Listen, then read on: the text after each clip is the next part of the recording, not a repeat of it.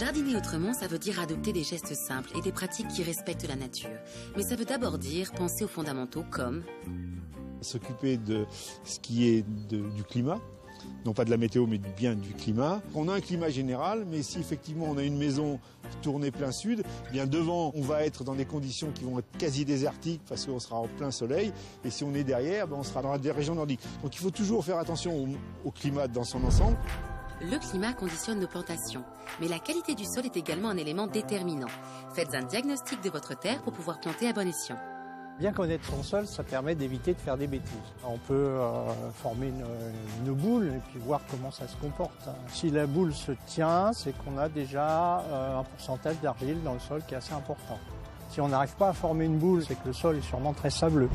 Climat, sol, vous devez donc bien connaître votre environnement pour bien jardiner, car plantes et légumes se répartissent sur vos terres en fonction de ces deux critères. Ensuite, à vous de choisir les plantations adaptées et de bien les planter. Il y a un adage que j'aime bien, c'est la bonne plante au bon endroit. Quelquefois, on va faire une plantation parce qu'on est séduit par l'allure d'une plante, puis on va le mettre dans son jardin, mais on n'a pas peut-être suffisamment réfléchi par rapport à la croissance ou aux besoins de cette plante. Réfléchir à tout ça en amont, c'est s'éviter bien des désagréments et permettre à son jardin de s'épanouir en toute quiétude. Souvent on dit un bon jardinier, il a la main verte. Moi, j'y crois pas trop. Je pense qu'il a l'œil vert. C'est-à-dire qu'il va être capable de s'intéresser au quotidien à son jardin, d'observer les choses pour pouvoir agir avant que des dégâts soient intervenus.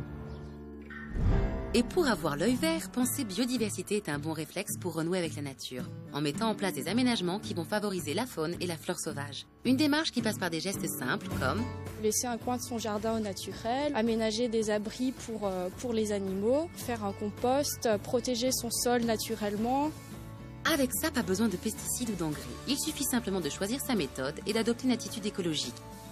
Comme avec le compost. Le compost, c'est recycler des déchets verts du jardin ou de la cuisine qui vont être transformés par des micro-organismes comme les champignons, les bactéries et aussi les décomposeurs comme les vers de terre. Cette transformation va amener à la formation d'humus qu'on retrouve aussi naturellement dans les milieux forestiers au sol. Dans la nature, rien ne se perd et tout se recycle. La technique du paillage est également un très bon moyen d'enrichir et de préserver votre sol.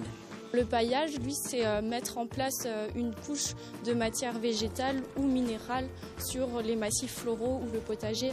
L'avantage du paillage, c'est qu'il limite l'apparition des herbes spontanées.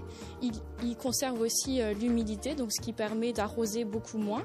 Il évite aussi la sécheresse du sol et son érosion. Renouer avec la nature, c'est également penser aux animaux et aux insectes, parfaits alliés des jardiniers pour éloigner les parasites. On va par exemple mettre en place des abris pour qu'ils puissent se réfugier pendant l'hiver ou lors des intempéries. On peut fabriquer des fagots à partir de tiges creuses comme le bambou ou de tiges tendres comme le sureau ou le framboisier. On fait des petits fagots et on les accroche dans les arbres. L'important, c'est de donner envie à la faune de venir se poser dans votre jardin, car les petites bêtes qui s'y promènent participent à son cycle naturel. Aujourd'hui, dans les jardins, c'est primordial si on veut qu'il y ait un équilibre qui s'installe. Et on a tendance, nous, jardiniers, à être un petit peu trop formalistes sur le jardin et à avoir des notions de jardin propre. Ça veut dire aussi qu'on ne veut plus rien, ni d'herbes sauvages, ni de plantes sauvages, et encore moins les animaux qui les accompagnent. Certes, on ne veut pas forcément accueillir tous les nuisibles au jardin, ce n'est pas l'objectif, mais on peut essayer de faire en sorte qu'il y ait un équilibre qui s'installe. Et pour que cet équilibre s'installe, favoriser la présence de prédateurs naturels est une bonne chose, même une très bonne chose. Parmi eux, il y a le hérisson, évidemment, il va y avoir le crapaud. Alors pareil, c'est des animaux qui rebutent un peu les gens, mais il est très efficace pour manger un certain nombre d'insectes, de mollusques au jardin. Vous pouvez accueillir facilement, évidemment, la célèbre coccinelle, la chrysope, on l'appelle aussi la demoiselle aux yeux d'or. On peut accueillir aussi le perce-oreille, qu'on appelle forficule. Tout ça, c'est des insectes qui sont considérés comme auxiliaires, aides du jardinier. Et si vous souhaitez un peu aider la nature, quelques recettes de grand-mère peuvent s'avérer bien plus efficaces qu'un pesticide. Il existe par exemple contre les limaces ou les escargots ce qu'on appelle la planche à patates, en y mettant des rondelles de pommes de terre qui vont attirer ces limaces et qui vont pouvoir y rester même jour et nuit. Elles n'auront même plus besoin d'aller manger vos salades ou vos jeunes pousses parce qu'elles seront concentrées sur cet aliment. Ce qui vous permet donc tous les jours régulièrement de soulever cette planche et de ramasser manuellement ces limaces et de les remettre dans la nature à un endroit plus propice pour elles. C'est très facile à mettre en œuvre. Toutefois, si une maladie ou une invasion de pucerons ravage votre jardin et que l'utilisation de pesticides devient nécessaire, assurez-vous que mon produit est bien fait pour moi, jardinier amateur, c'est-à-dire qu'en France, on a la chance d'avoir un logo emploi autorisé dans les jardins, qui veut dire que ce produit a été spécialement conçu et dont on a évalué les risques pour la santé et l'environnement. Maintenant, dans les points de vente, il y a des gens qui sont certifiés, qui peuvent donner des conseils. Donc, ne pas hésiter à se faire aider. Mention EAJ repérée, cela ne vous dispense pas d'utiliser votre produit avec précaution. Les pesticides sont composés de substances toxiques. Pas question de les manipuler à la légère. Respecter les quantités est primordial. Pour ça, une fois encore, reportez-vous à l'étiquette. Les doses sont exprimées en unités faciles à comprendre, qui correspondent à la taille du jardin. Et alors, il n'est pas nécessaire d'en mettre plus que ce qui est recommandé. Et puis, on pense à se protéger. Mais se protéger, ça veut dire quoi? Éviter de traiter en short et en t-shirt. Il faut avoir un t-shirt à manches longues, un pantalon et puis des gants.